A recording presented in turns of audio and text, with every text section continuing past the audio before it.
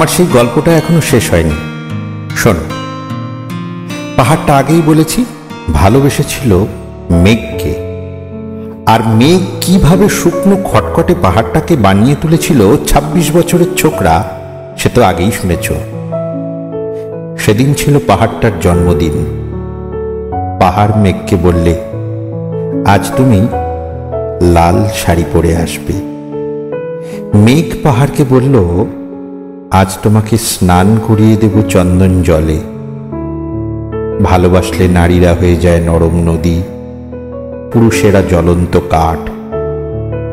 সেভাবেই মেঘ ছিল পাহাড়ের আলিঙ্গনের আগুনে, পাহাড় ছিল মেঘের ঢেউ জলে।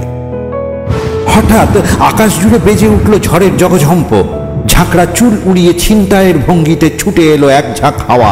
মেঘের আঁচল টেনে মেরে বলল, ওঠ ছুরি, তোর বিয়ে।